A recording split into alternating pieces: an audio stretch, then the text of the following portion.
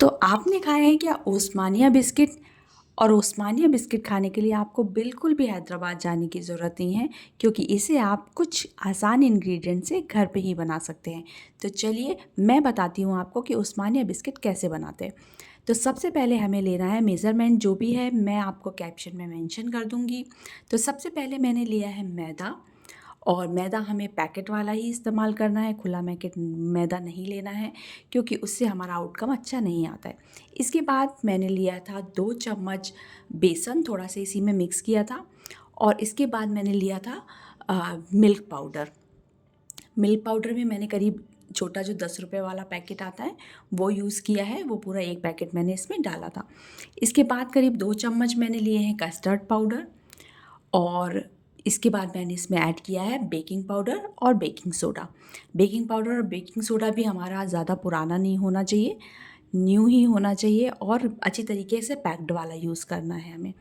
और इसके बाद मैंने इसमें डाला है इलायची का एसेंस। अगर आपके पास इलायची है तो आप उसे भी क्रश करके इसमें डाल सकते हैं।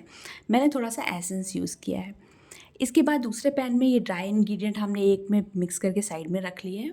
और अब दूसरे बाउल में हम लेंगे कि सॉफ्टन बटर या अनसॉल्टेड बटर लिया है मैंने इसमें, और थोड़ा सा इसमें घी भी इस्तेमाल किया है मैंने। तो हाफ़ मैंने लिया है करीब बटर, और हाफ़ लिया है मैंने घी। इसके बाद इसमें शुगर, पाउडर शुगर मिला दी है मैंने, कैस्टर शुगर यूज़ करी है। आप चाहे तो घर की नॉर्मल शुगर को मिक्सी में पीस के यूज़ कर सकते हैं। इसके बाद दोनों को अच्छे तरीके से मैंने मिक्स कर लिया है। और अब ड्राई इंग्रेडिएंट को हम वेट इंग्रेडिएंट में मिक्स करेंगे। घी का हम थोड़ा थोड़ा करके हम ड्राई इंग्रेडिएंट में डालेंगे और हाथ से मिक्स करते जाएंगे। हमें एक आटे की तरह डो तैयार करना है, तो थोड़ा थोड़ा डालना है। इसी तरीके से सारा डालते हुए मैंने सारा घी वाला जो मिक्सचर है वो आटे में डाल दिया है और अच्छी तरीके से मिक्स करा है। इसके ऊपर से हमें कोई भी दूध और पानी की ज़रूरत नहीं पड़ी है, डो अच्छे से तैयार हो गया था।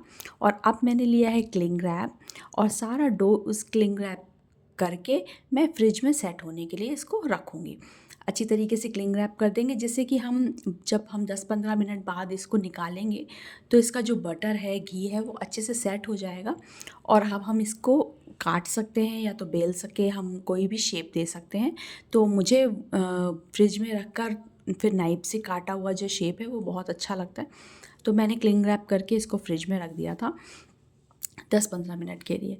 इसके बाद अब हम एक स्लरी तैयार करेंगे। स्लरी तैयार करने के लिए एक बाउल में हम लेंगे पानी, थोड़ा सा डालेंगे उसमें कस्टर्ड पाउडर, और थोड़ा सा डालेंगे हम इसमें मिल्क पाउडर। ये जो स्लरी तैयार हुई है इसका इस्तेमाल हम आगे करने वाले हैं, अब आप देखेंगे। और अब जो ये मेरा जो डो है वो अच्छी तरीके से सेट हो चुका है फ्रिज में। अब मैंने इसको निकाला है, अनरैप करा है, और अब मैं नाइफ़ की मदद से अच्छे अच्छे छोटे छोटे कुकीज़ बिस्किट के शेप में काटूँगी। जो ये कटिंग होती है ना, ये मुझे बहुत प्यारी लगती है, बड़ी सेटिस्फेक्शन देने वाली होती है। और इन्हीं शेप में मैं अपनी आज की कुकीज़ बनाने वाली हूँ। तो इस तरीके से मैंने काट लिए हैं सारे शेप में, सारे ही मैंने कट कर लिए थे। और बेक करने के लिए अब इनको रेडी करेंगे हम। इसके बाद हमने जो ये स्लरी रेडी करी है वो अब हम इनके ऊपर ब्रश की मदद से लगाएंगे। इससे क्या होता है कि जो कलर है वो बहुत अच्छा आता है, टेस्ट उसका इन्हेंस हो जाता है।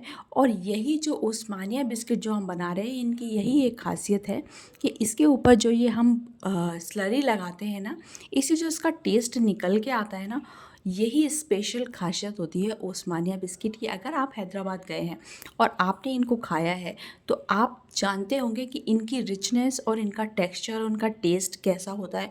और अगर आप नहीं गए हैं और आपने कभी ओस्मानिया बिस्किट नहीं खाए हैं तो मेरे कहने पर आप इन्हें एक बार इस रेसिपी के थ्रू बना के देखिएगा, आप इनके फ़ैन हो जाएंगे।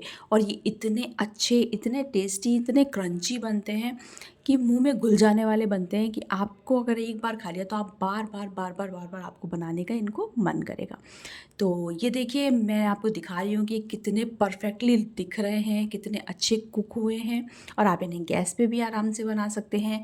और इनका टेक्सचर देखिए, जो आप ब्राउन टेक्सचर दिखाई दे रहा है, ये उसी वजह से है जो हमने स्लरी लगाई थी। तो प्लीज़ मेरे कहने पर एक बार आप इन कुकीज़ को ज़रूर ट्राई करिएगा। अगर आपको अच्छी लगी हो ये रेसिपी तो इसे लाइक करिएगा, मेरे चैनल को सब्सक्राइब करिए। मिलते हैं अगले नए किसी रेसिपी के संग। Bye bye.